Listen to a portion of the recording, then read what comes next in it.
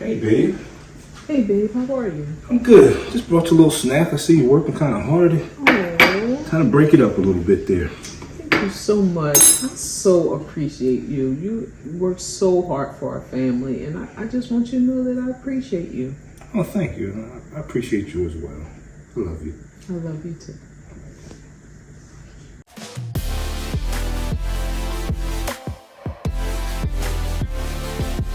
Hey, everybody. Welcome back. I'm Alvin, And I'm Marcy. and this is Life in Marriage with Alvin and Marcy.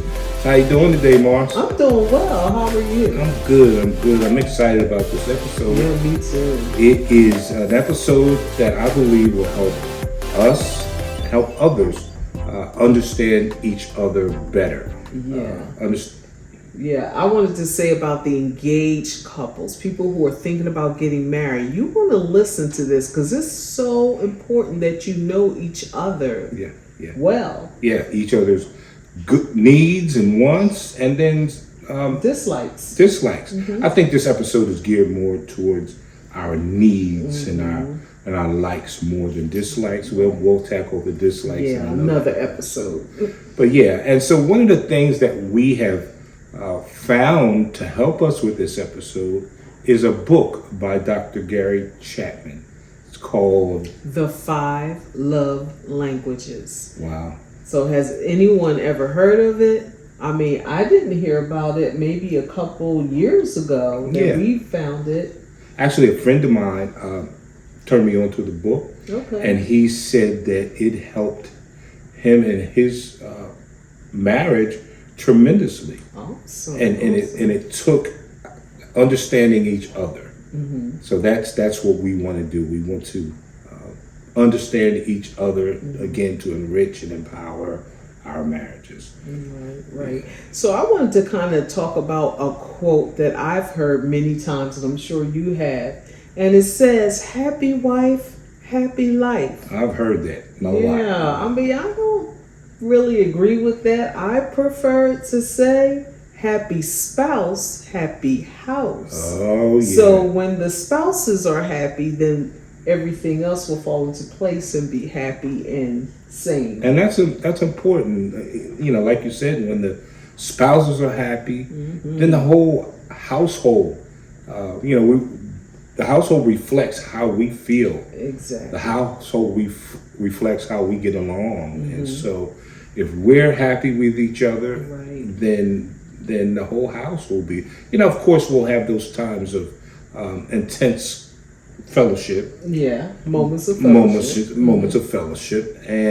But even then, how to handle conflict. Yes. It's important to know how to handle conflict and disagreements. That's true. So let's talk about these love languages. Okay, so we're going to talk about. I'm going to explain to you what they are and how you know how to describe them. Okay. So the first one is words of affirmation. It's a verbal compliments that express your love and appreciation. And basically an example of that is brag to others about your spouse or write a love letter to your spouse. You know how important it is for others to know that you love your spouse? Absolutely. Because when you're in public and you do some things, and people, say it to us all the time, that, you two really seem like you love each other. And when they see you, whether I'm there or not, they see me, and vice versa. If I'm somewhere by myself, the first thing they'll ask me is, where's your wife? And vice versa. Yeah. How's Alvin? Yeah, and so we represent each other well, and when we're together, that they can see that we genuinely love each other. And we like each other. Sometimes not so much some days, but we get back around to getting things in order. Right? Yeah. After, let's keep on love languages anyway. But yeah, it's true. That's true. So the next one is acts of service. It's an act that eases the burden of responsibility. For example, washing the dishes, pamper your spouse, offer and let me do that for you. So I like that. Yeah.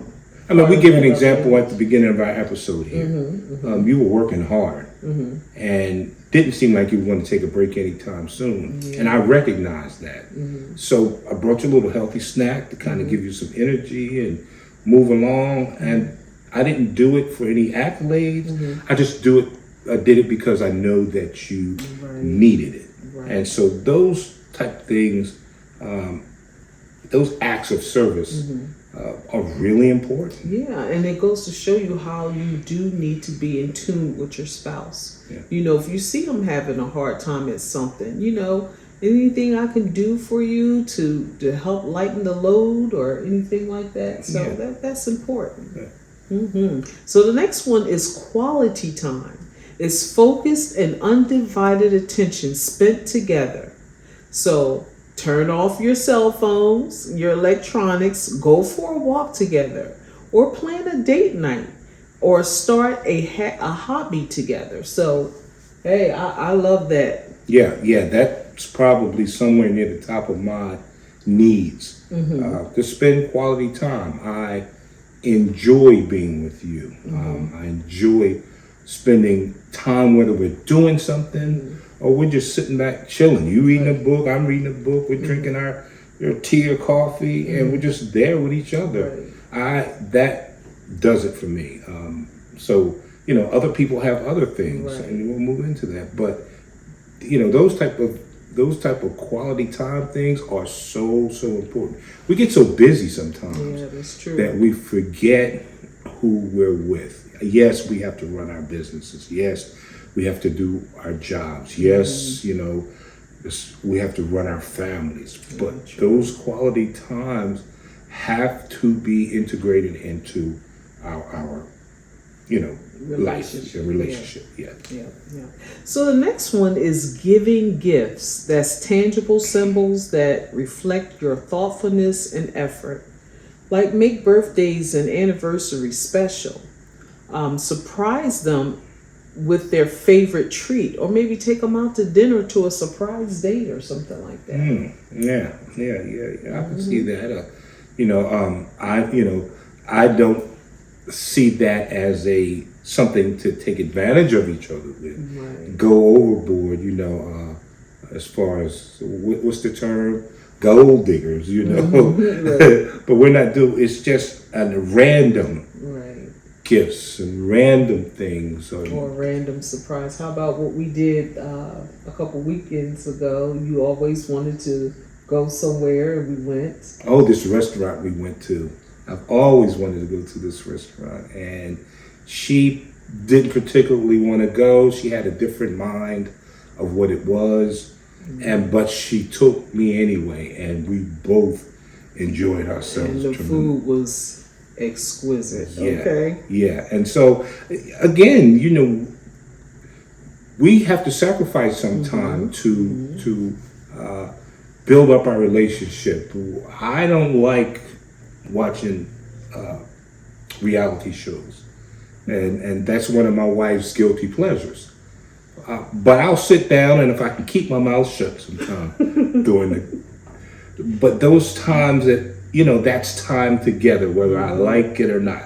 She watches football with me. Now she likes football, but she watches football with me. So those type of things are very important. Giving gifts. I love to give her gifts randomly. Now there's a difference between makeup gifts and random gifts. Okay. Okay, so in another episode we'll talk about what it takes to help make up for a mistake that we've made, guys, on giving gifts. But there's a difference between a random gift out of nowhere, unexpectedly, versus you're trying to make up. So, all right. So we're going to go with the last 5 language, and that is physical touch. So a non-sexual touch that reinforces your presence. So like a long hug, gentle caressing, kissing, massages, hand holding. Now we do a lot of hand holding. Our kids always be like, oh, but Yeah, You know? and we do a lot of kissing in front of our kids. Again, they sometimes want to gag all over the place, but that's what we do. That's how we show affection. Anything different may throw them off, Right, exactly. and so it's important. Now again, everybody's not like that, and so there are different levels of the languages. We took a test. We took a quiz. Oh, yes, we did take a quiz. So I'm going to go over Alvin's quiz, or we did a quiz on the 5 love languages. Again, it was this quiz was supplied by Dr. Gary Chapman. Gary Chapman, and it's a free quiz, so we encourage you to go online and take the quiz yourself, you and your spouse. Absolutely. So we're going to go over them in order that he ranked the highest. So his number 1 was words of affirmation. This is true. I'm a lot hard on myself. I think I'm kind of sensitive to everything I do, my work, and so sometimes at work you feel underappreciated, or other places you may feel underappreciated. So to have you give me affirmation of faith, kind of affirmations Builds you up. build me up, and it kind of erases my day, bad days that I have. For you to tell me that you appreciate my hard work, Right. that makes me go in the next day and do it all over again. Wow. So his number 2 was quality time. Yeah, quality time with me. I think this is one of the things that we work ourselves through, because my wife's a busy woman, and it is difficult sometimes for her to recognize that I'm looking for some quality time. And when I say quality time, I mean uninterrupted, no phone calls, no cell phone time. And I'm working on And she's working on it. She runs a business and all that. But still, that is really important to me.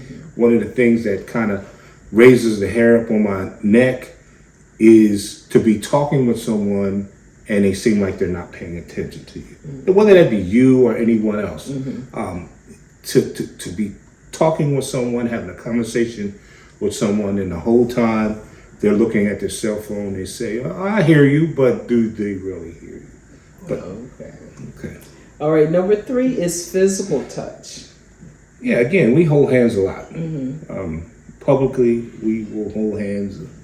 We'll run and bump into each other while we're cooking or whatever. And those, physical touches are Meaningful. Now, we don't mean, some people think physical touches is, going too far. Some people's physical touches are different interpretations of physical touch. We're talking about the gentle, caressing touches that we do. All right. So number 4 is acts of service. Acts of service. So we'll explain that these things on this quiz were put into order by the computer itself. So again, they started with my number 1 thing was affirmation of faith. So when it gets to acts of service, I like things done for me. I think I enjoy doing for others more than I think. Yeah, so that's probably why you scored number 4. That's why I scored number 4. For example, I had a recent surgery, and during the surgery, I was just incapacitated, and I felt so bad that everybody was serving me. Even my 4-year-old granddaughter was taking pride in serving me, bringing me something to drink, and I felt so bad because I'm used to doing things for others, to the point that I was told by my daughters and my wife to go somewhere and sit down, right, exactly, and enjoy it. And so that one was, that's kind of tough. All right, so the last one for you is receiving gifts. I Again, I guess it falls into the fact that I like to give. And a lot of times with us givers, we have a hard time receiving. Yeah, exactly. So we have to get out of that, and I'm guilty as well. I'm guilty as well because I'm so used to providing for everyone or doing for serving other people. Yeah. So that's pretty much me. Let's talk about Let's talk about my you. list. Yeah. So your first thing was acts of service. So tell me. I think I scored high because I'm so used to doing for everybody that I like to sit back and have someone prepare me a meal sometime, or I don't know, do a chore, clean my office for me or something. That would be one less thing on my list of many things to do. So that's why. And again, the snacks while you're working. Acts of service. Like, I love to serve you, and apparently, according to your scores, you love to be served. Yeah, I do. I don't be feeling bad at all. Secondly, your number 2 was physical touch. Physical touch. Like, one of the things I love that we do together is when we cook. Maybe on a Sunday, he may be in the kitchen help me cook, and we're playing around with each other. I'm, touching his hand or rubbing his shoulder or something like that. I love that. Okay. Yeah. All right. So the third is words of affirmation. Yeah, I was trying to think of why I scored at a 3, but I just haven't come to that realization yet. So, I mean, it's always good when someone tells you, hey, you're doing a great job, keep up the good work. And I kind of thought about the fact that I'm the oldest of 4 that my parents had. And, hearing that when I was taking care of my brothers and my sister, I guess I needed that to keep, okay, I'm doing good, let me keep going, that kind of thing. Do you believe that's something that you didn't always hear, you just did? Yeah, maybe because I didn't want, first of all, hear my dad hollering that something wasn't done. So I made sure that I did it before he even said anything. That was a thing. Okay. Me. Okay. Yeah. So the words of affirmation, quality time. So how's that fit to your?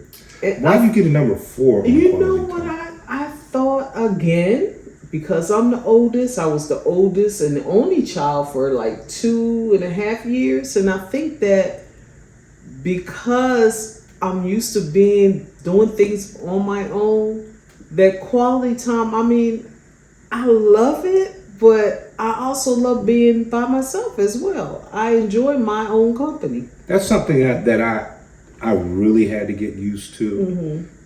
And I mean, you explained it to me, but even after explaining it to me, it took a while for me to understand that. But you would tell me about the hours that you spend in your room by yourself, just listening to music. As a teenager, yeah. You would be journaling, or you would just be doing Marcy all by. Enjoying my own company. And there's nothing wrong with that at all. To be able to get it by yourself and get your own thoughts. And I like to do that every now and then. Like to kind of be away, but not that long. Right. Yeah.